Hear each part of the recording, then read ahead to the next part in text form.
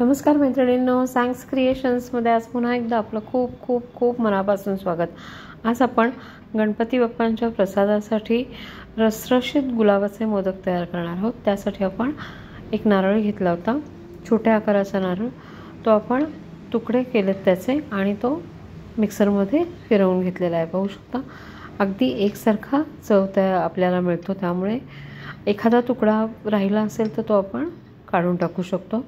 आता हा छान तुपावर फक्त परतून घ्यायचा आहे, कारण आज आपण गुलाबाचे मोदक करणार आहोत. म्हणजे गुलाबाच्या पाकळ्या म्हणजे प्रॉपर गुलाबाचं फूल तयार करणार आहोत. आणि आता आपण इथे पाहू शकता, आत्ता हा जो चव आपण काढून घेतलेला आहे नारळाचा, तो आपण छान परतून घेतला आहे तुपावर.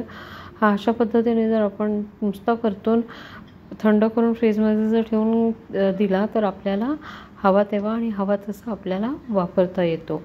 त्यामुळे मी आता एक नारळाचा पूर्ण करून घेतलेला आहे, म्हणजे नुसता परतून घेणार आहे. तो थंड करून मला हवा तेवढाच वापरून मी फ्रीजमध्ये ठेवून देणार आहे.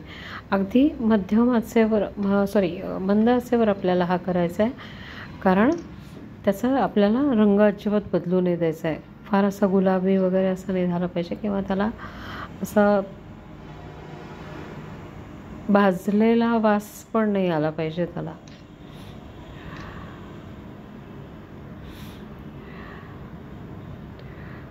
आता पॅन घेतला आहे. पहिल्यांदा आपण उकड तयार करून घेतो. आता आपलं मिक्सिंग तयार आहे, आपण थंड करायला ठेवलेलं आहे. पॅन घेतला आहे, त्यामध्ये 1 वाटी पाणी घेतलं. त्याच वाटीच्या प्रमाणामध्ये आता आपल्याला त्यामध्ये 1 वाटी पीठ ॲड करायचं आहे. मोदकाचं पीठ तयार करून आणलं आहे, ज्याच्यामध्ये मी आंबेमोहर तांदूळ आणि इंद्रायणी 1 किलो आंबेमोहर, त्याला इंद्रायणी पाव किलो. आता पाणी छान उकळायला सुरुवात झाली की लगेचच आपण त्यात थोडं मीठ ॲड केलं, पाव चमचा तूप ॲड केलं आणि 1 चमचा साखर आत्ता आपण पारी गोड होण्यासाठी टाकलेलं आहे. कारण पारीला आपण वरती जी पारी राहते तिची चव बॅलन्स होण्यासाठी, कारण वरती सारण नसतं, नुसतं पाकळ्या असतात, त्या पाकळ्यांची चव देखील बरोबर त्यामुळे मॅच करते. आता पाहू शकता रंग देखील मी पाणी उकळतानाच त्यामध्ये ॲड केला. अगदी पाव चमचा रंग टाकलेला आहे. तुम्हाला हवा कसा कलर हवा आहे त्याप्रमाणे तुम्ही प्रमाण त्याचं कमी जास्त करू शकता. आता यात पाण्यामध्ये टाकण्याचा रंग, कारण की तो एकसारखा पिठाला सगळीकडे लागतो.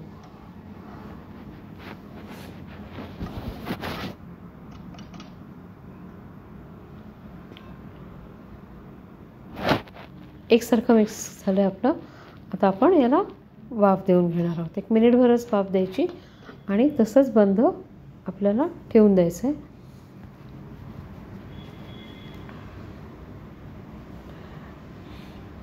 गॅस बंद केला मी. 1 मिनिटभर झाल्यानंतर आपण बंद केला होता. आता हाताला आपल्याला मळता येईल. पाहू शकता वाफ अजूनही येतेच आहे त्याची, पण आपण मळू शकतो. 5 ते 10 मिनिटानंतर आपण हे काढून घेतलं, छान मळून घेतलं, एक गोळा तयार करून घेतला. त्यावर पाव चमचा तूप टाकले आणि आता आपण छान प्रेस करून अगदी 2 ते 3 मिनटं छान मळून घ्यायचा, लोण्यासारखा छान मऊ त्याचा गोळा तयार होईपर्यंत. असं केल्याने आपल्याला हवा तसा आकार त्या पिठाला देता येतो. आता मगाशी जे आपण मिक्सिंग तयार करून छान थंड झाले ते आपण तयार केलं होतं ते, आता ते आपल्याला हवं तितकं वाटीमध्ये काढून घ्यायचं आहे. मी 1 वाटीभर घेतलं. मगाची जी छोटी वाटी होती आपल्या तांदळाच्या पिठाच्या प्रमाणाची, वाटीभर आपण घेतलेलं आहे. जेवढ्यात आपल्याला मोदक करायचे तेवढंच आपण ते घ्यायचं आणि बाकीचं डब्यामध्ये घालून फ्रीजमध्ये ठेवून द्यायचं. आपल्याला नंतर मग वाटलं गुळाचे करावेत तरी आपण गुळाचे पण त्यापासून करू शकतो, थोडा गूळ ॲड करून त्यामध्ये. आता हे जे पीठ पाहू शकता किती छान असा आपला गोळा तयार झाला होता, मऊ छान असा, कुठेही तडा वगैरे गेलेले नाही, छान पुऱ्या लाटल्या जातात. आता या पुऱ्या एकावर एक 3 ठेवून घ्यायच्या.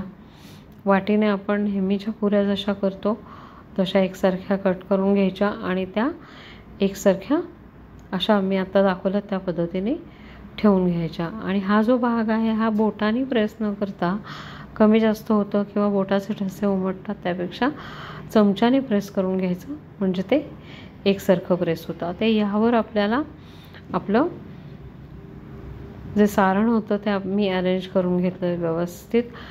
थोडं पलीकडच्या साईडला घ्यायचं, जावं फोल्ड करायची आणि मी सांगितलं तसं डाव्या साईडने आपल्याला फोल्ड करून घ्यायचं आहे. आपण लाटताना हे 2 पद्धतीने लाटू शकतो, एक पीठ लावून किंवा मग विदाऊट पीठ. आता पुऱ्या तयार करून घेतल्या. पीठ लावलेलं आता आपण पाहतोय कसं करायचं ते. 3 पुऱ्यांचंच मी आत्ता सुरुवातीला दाखवते. 3 पुऱ्या एकसारख्या पातळ, जेवढ्या आपण पातळ लाटून घेऊ तेवढं ते छान असं नाजूक फूल तयार होतं. छान प्रेस करून घेतलं. एक पुऱ्या एकसारख्या चिकटवून छान असं एका बाजूलाच कमीत कमी पुरण अरेंज करायचं आणि फोल्ड जसा मी दिला आहे तसा मगाशी सांगितल्याप्रमाणे आपण फोल्ड देऊन घ्यायचं. वरच्या पाकळ्यांना आपण आपल्याला हवा तसा एकदा फोल्ड छान झालं की आकार आपण व्यवस्थित देऊ शकतो. फोल्ड होण्यासाठी छान आपल्याला पीठ छान मळून घ्यावं लागतं. आता आपण 3ची पुन्हा एकदा पाहणार आहोत. छोट्या साईजचे. जेवढं आपण छोट्या साईजच्या पुऱ्या करू, मगाशी मी मोठ्या दाखवल्या, आता छोट्या दाखवते. जेवढं आपण छोट्या पुऱ्या करू आणि पातळ, तेवढं गुलाबाचं फूल आपलं छान तयार होतं. पाहू शकता. त्याचा आकार आणि आपण पाकळ्यांचा आकार देखील खूप छान पद्धतीने आपल्याला हवा तसा देऊ शकतो.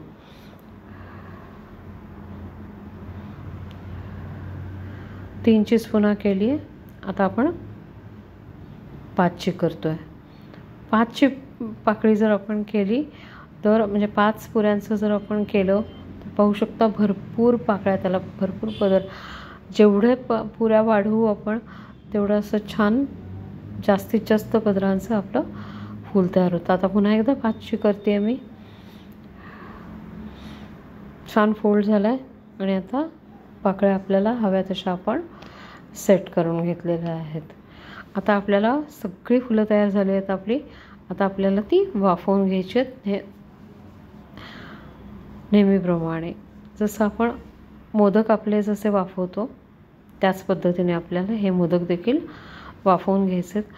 चाळणीला मी तूप लावून घेतलं आहे आणि त्यावर हे मोदक अरेंज केलेले आहेत. तुम्ही केळीच्या पानावर, हळदीचं तुमच्याकडे जे काही असेल किंवा कापडावर ओल्या कसंही तुम्ही वाफवून घेऊ शकता. छान उकळी आलेल्या भांड्यावर मी आता ही चाळण ठेवलेली आहे आणि आता तिला वरतून ग्लास लीड ठेवलेला आहे. 10 मिनिटं फक्त वाफवून घेतलेले मोदक.